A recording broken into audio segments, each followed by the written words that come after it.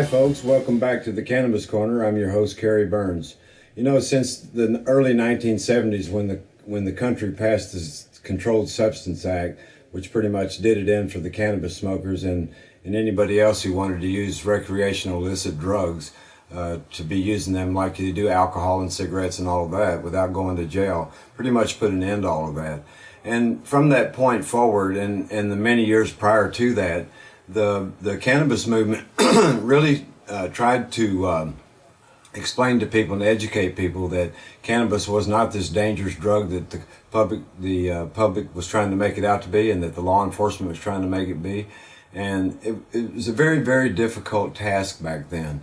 And this came about because of decades and decades since the early 30s of brainwashing by the public and convincing them with movies like Reefer Madness and all the stupid movies that they made back in the 30s and the different ads and stuff and the assassin of youth and all of the you've seen all the propaganda that they used to put out and all of that really had a long-lasting effect with the public, and particularly the people in this country that are 60 years and older and that are still around. And they really believed that the cannabis plant was dangerous. They believed that that the effects of it were worse than heroin or as bad.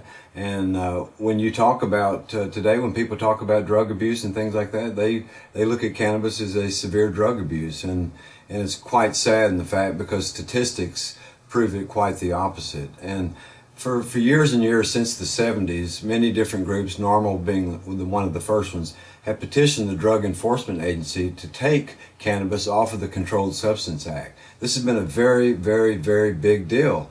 And many, many petitions have been filed through the years, and most of them have had lots of support from not only the federal court systems, but also people in law enforcement, the general public, and all that. People pretty much knew that when people were using cannabis, that they weren't falling out dying and stuff right and left. So the bull about it being dangerous and all never really was bought and sold very well. But nothing ever changed, though, as far as the laws have been going on. And this is what's going on today. Of course, the Drug Enforcement Agency, since the early 80s, have been using the same line over and over, saying, hey, well, we don't have enough scientific and medical experience down on this plant and this drug, and so therefore we can't make something legal we don't know anything about. But in the last 30 years, there's been a tremendous amount of research done. We found out about cannabinoid receptor sites. We found out that there are natural cannabinoid transmitters in the brain, and that there are a limited number of cannabinoid receptor sites in the brain.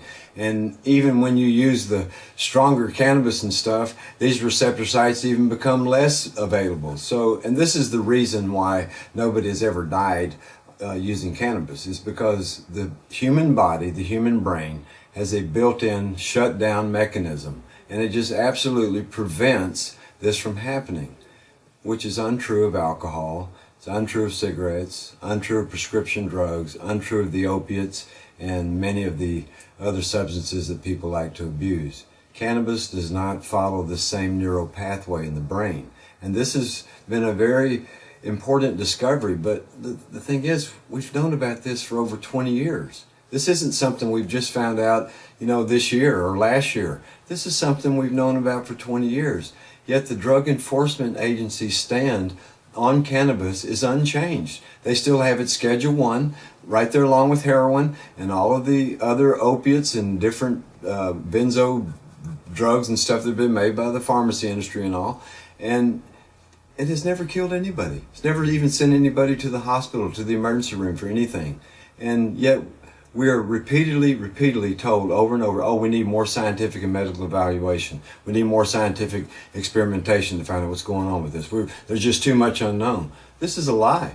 This is a lie. In John Geisman's famous article that he wrote in the 1995 Cannabis Culture magazine, in which he discussed the neurotransmitters and the difference between the tolerance of a drug and also the addictiveness of a drug and all. He went into a fairly lengthy discussion on which disproved what the DEA stand was all along, that people, the reason they were getting tolerant to it is because they were getting addicted to it, and that wasn't the case. Didn't have anything to do with addiction. It had to do with the fact that the receptor sites in the brain become very limited, particularly the stronger the cannabis is that's smoked. Weaker varieties of cannabis that have lower amounts of tetrahydrocannabinol and more of the cannabidiols, those tend to give a little bit different results. But the stronger cannabis, the ones that the indican varieties and stuff, the ones that people would use for medicinal reasons and also for recreational, these varieties, when you smoke those, the receptor sites in the brain are even less available. They become very short in demand, and that is why even some of the strongest cannabis out there, 15, 20, 25% THC, these will not hurt you either, because the brain has this built-in system that does not allow it to happen. It's fail-safe. It just does not allow it to happen. And this is the biggest argument to the Drug Enforcement Agency and their claim, oh, we need more evaluation, we need more scientific. We don't. We have already proven this, and all of the research since and all has just strengthened this, has even come out with even more things that we didn't know about, and we're starting to find out about the anti-tumoral properties of cannabis, and we've already known a lot of the medicinal things that have been going on, because guess what? They've been being used like that since the dawn of time, and we really need to stand up as Americans to this. It's our government. We're actually being fed lies about something. We're having laws that are being kept in place based on lies.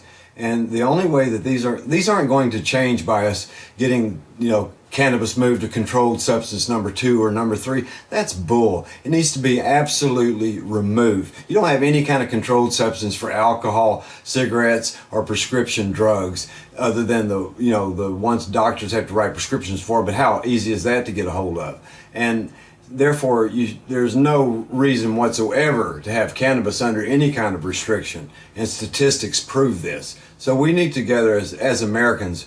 The only way we're going to get this changed is for us to stand up and make ourselves known. Come out of the closet if you are a cannabis smoker. Let people know, look, this isn't dangerous. We shouldn't have these laws. This shouldn't be illegal. We should not be holding up the hemp industry, and that's what we're doing. We should allow people to use this just like they use alcohol, just like they use cigarettes. Most of them do it in the privacy of their own home anyway, and they're not hurting anybody. I don't even understand why the public is so threatened by it. I mean, the people who use cannabis don't go out and do violent crime. They don't do violent crime to obtain their cannabis or anything like that. And if you didn't have the restrictions on it all, half of them could grow their own. They wouldn't be a bother to anybody. And we already know what prohibition does. We've proven that with alcohol, and now we have the cartels and the gangs and all that. Wake up, America. My God. We're being fed lies. Let's get past these lies. This is the problem. We're allowing the Drug Enforcement Agency, which it is their job, to stop cannabis. That's why no petitions are ever answered, no petitions are ever looked at, and they always use the same line: we need more scientific and medical evaluation. We don't. 50 million people who smoke cannabis regularly is the biggest experimental plot you could have out there, and none of them have ever been sent to the hospital one time for cannabis overdose. Never, not once. Why? The human brain does not allow it. Wake up, people. Go plant seeds on every bit of public property you can find. If nothing else, we'll outgrow the Drug Enforcement Agency. We'll keep them so damn busy picking plants and making them think that they're doing something that maybe finally people will wake up and see that this plant is not a threat. And I thank you for joining the Cannabis Club.